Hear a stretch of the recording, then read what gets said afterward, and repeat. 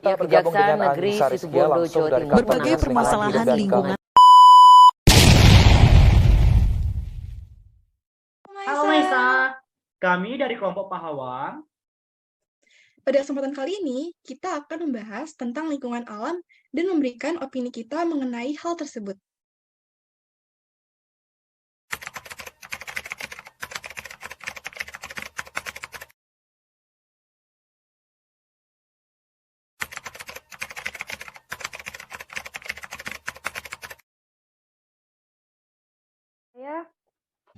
Apa yang tadi disampaikan itu benar sekali ya, karena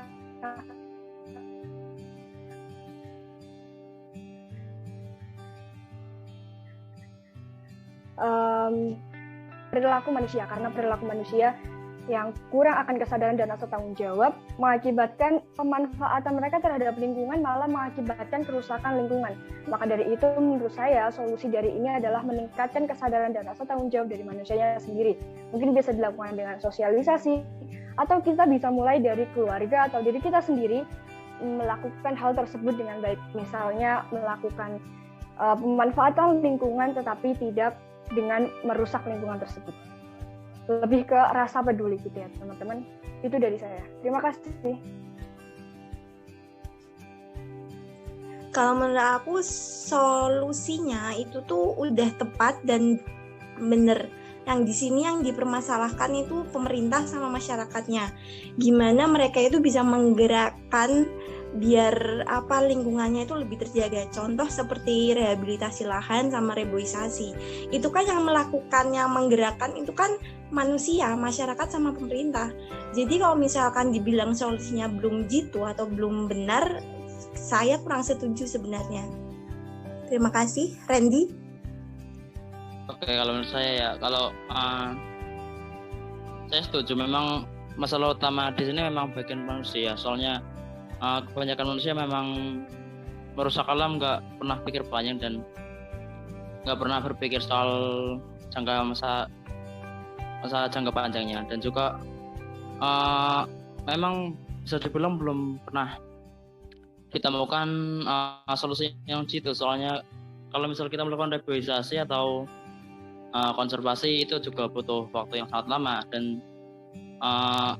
untuk manusianya juga selalu melakukan kerusakan juga.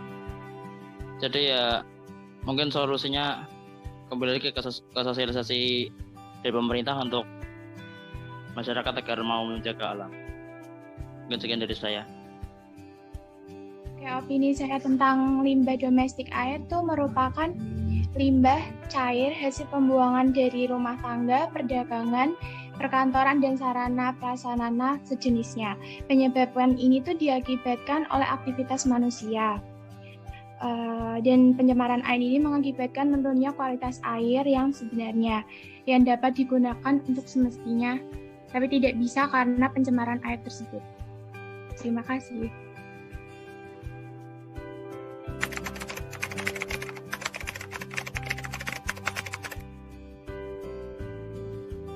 Limbah industri yang dihasilkan oleh kegiatan industri menurut saya dapat menyebabkan berbagai dampak negatif bagi lingkungan maupun makhluk hidup lainnya.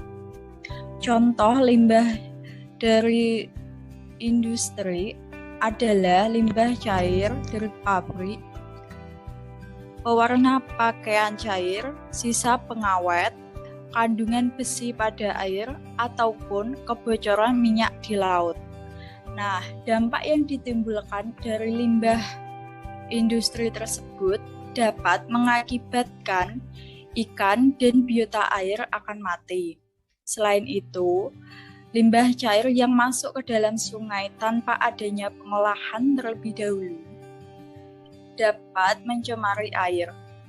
Selain itu, limbah yang dibuang tanpa pengolahan terlebih dahulu cenderung menimbulkan bau yang tak sedap bagi lingkungan sekitar. Oleh karena itu, dalam mengatasi permasalahan tersebut, kita harus lebih memperhatikan dan menjaga lingkungan untuk mencegah terjadinya rantaian kerusakan ekosistem. Nah, sekian dari opini saya. Itu menurut opini kakak ya. Jadi untuk selanjutnya saya persilahkan untuk Kak Dila untuk menyampaikan opininya.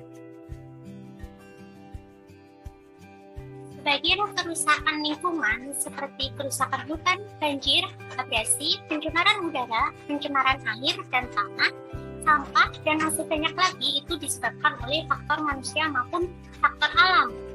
Faktor manusia karena kita itu nggak terlalu peduli terhadap alam, dan untuk mencegahnya kita harus lebih peduli dengan alam sekitar supaya alam sekitar lebih lestari.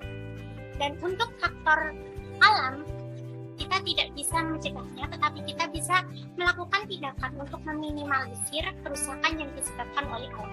Terima kasih. Silakan Aulia.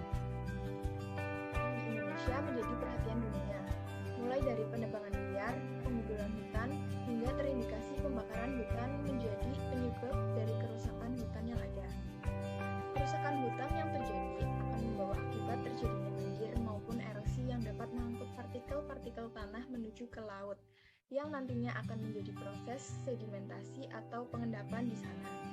Hal tersebut tentu saja bisa merusak ekosistem yang ada di laut, seperti ikan serta terumbu karang.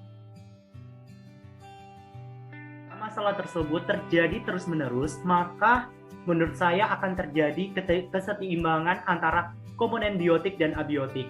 Kenapa? Karena menurut saya, dua komponen tersebut tidak bisa dipisahkan karena saling berterkaitan. Jadi, kita harus melestarikan dan juga menjaga pelestarian lingkungan tersebut. Sekian, terima kasih. Selanjutnya, saya persilakan untuk Kak Nashwa.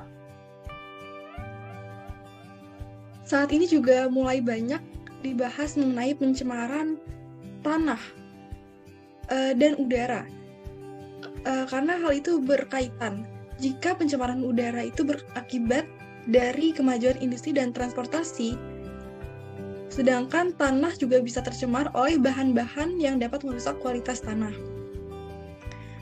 Menurut saya, sebagai rakyat, kita juga bisa memberikan bantuan dari hal kecil seperti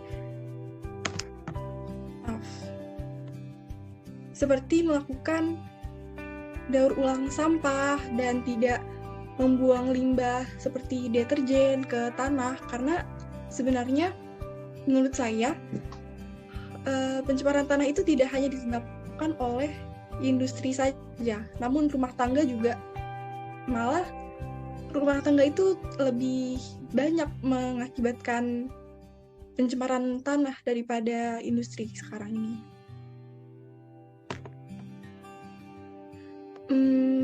Baik, selanjutnya aku persilakan buat Rizky menyampaikan opininya. Terima kasih Pak Nashwa. Berdasarkan teks di atas tadi sudah kita ketahui bahwa banyak sekali contoh dampak dari pencemaran tanah dan pencemaran air yang terjadi di lingkungan sekitar kita. Menurut saya, sudah seharusnya sesama masyarakat kita itu lebih menumbuhkan lagi sikap antara peduli lingkungan, karena bahwasannya seperti yang kita tahu, kita di dunia ini hidupnya bukan bisa itu, sudah seharusnya kita menjaga alam di lingkungan kita. Dan juga sebenarnya tidak perlu terlalu menyalahkan pemerintah, bahwasannya perubahan akan terjadi jikalau kita lebih peduli ke lingkungan. Dan juga untuk pemerintah ada baiknya lebih mempertegas lagi regulasi maupun hukuman, baik berupa denda maupun penjara, bagi pelaku-pelaku yang telah merusak lingkungan di sekitar kita. Mungkin itu saja opini dari saya. Dipersilahkan kepada Ola untuk menyampaikan opininya. Terima kasih.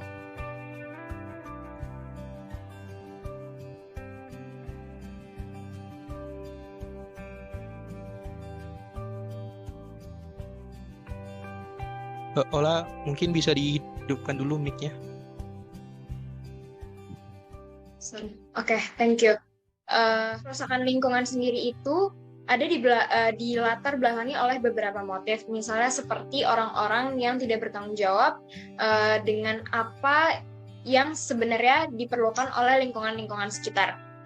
Nah, untuk latar belakang motif ini itu menimbulkan beberapa dampak yang sebenarnya itu membuat masyarakat sekitar itu menjadi rugi gitu, karena dengan keadaan lingkungan yang seperti ini, mereka harus mengolah kembali untuk bagaimana kerusakan lingkungan ini menjadi lebih baik lagi untuk kedepannya. Dan tak hanya peran dari masyarakat itu sendiri, tapi diperlukan juga peran-peran dari pemerintah untuk membangun lingkungan agar kedepannya lebih asri dan bisa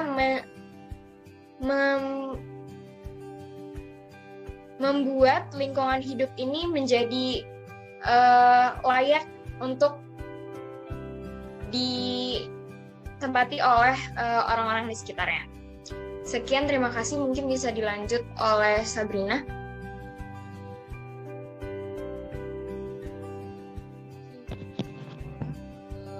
Penegakan hukum tanpa tebang pilih menjadi salah satu agenda mendesak.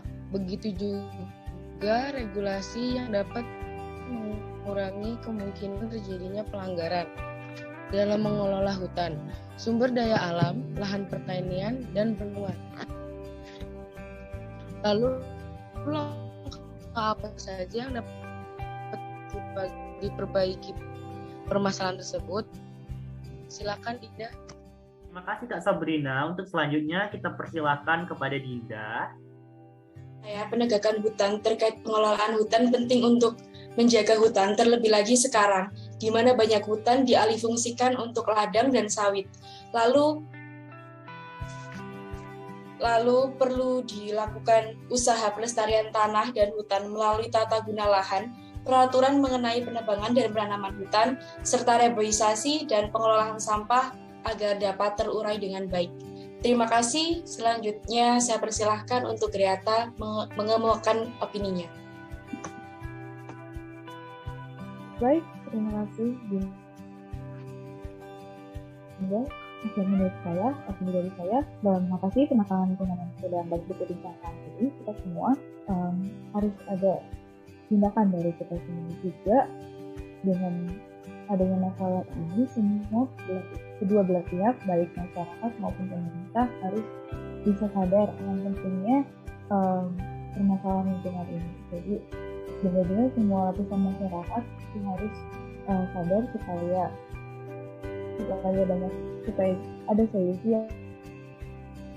yang bisa kita lakukan dengan baik pemerintah maupun masyarakat bisa sadar agar apapun yang kita kerjakan itu nantinya sedikit demi sedikit bisa diatasi mekanisme ini. Nah, bagaimana caranya supaya pemerintah dan masyarakat ini bisa sadar akan pentingnya masalah lingkungan adalah dengan kita sebagai mahasiswa itu bisa dinampak bagi masyarakat di sekeliling kita untuk menyadarkan kepada masyarakat di sekeliling kita, orang-orang di sekeliling kita, dari keluarga, teman maupun masyarakat biasa, menyadarkan mereka semua bahwa ini loh penting banget, masalah lingkungan itu penting banget, harus kita cicil dari sekarang istilahnya. Solusi apa yang bisa kita lakukan, tindakan-tindakan kita apa yang bisa kita lakukan untuk bisa memperbaiki lingkungan kita ini. Karena dengan tindakan-tindakan kecil itu ya ketika sudah lama tindakan-tindakan kecil sudah lama terjadi, maka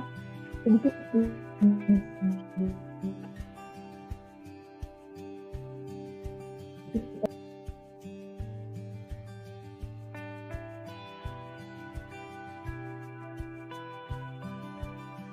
saya silakan kepada Sisi atau Aulia.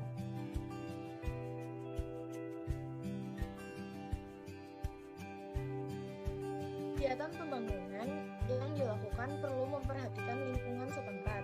Misalnya dalam pembangunan jalan tol, kondisi lahan yang dilewati pembangunan jalan tol adalah lahan pertanian produktif. Perubahan fungsi lahan yang sebelumnya berupa sawah menjadi jalan akan memengaruhi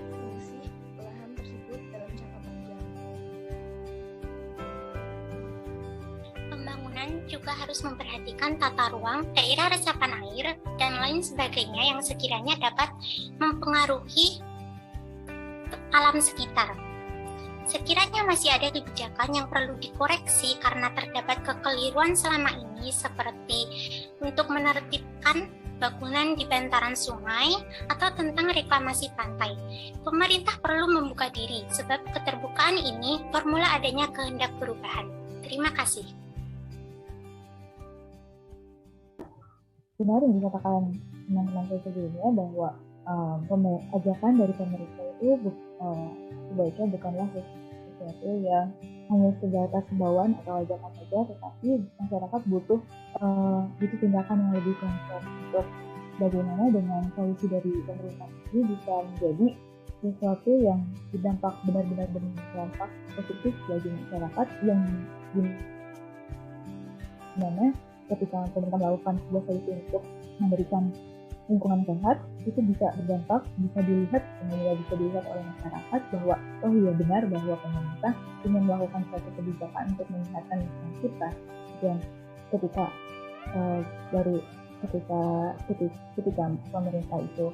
pemerintah hanya bisa memberikan imbauan atau ajakan biasa, jangan heran jika masyarakat biasa itu, masyarakat lain hanya bisa melihat kerusakan lingkungan yang terjadi dan membiarkannya begitu saja tanpa ada rasa iba kepada lingkungan sekitar kita untuk bisa melakukan perubahan yang sedikit. Jadi memang harus butuh gerakan yang konkret dari pemerintah itu sendiri supaya masyarakat bisa melihatnya dan melakukan perbaikan lingkungan. Terima kasih.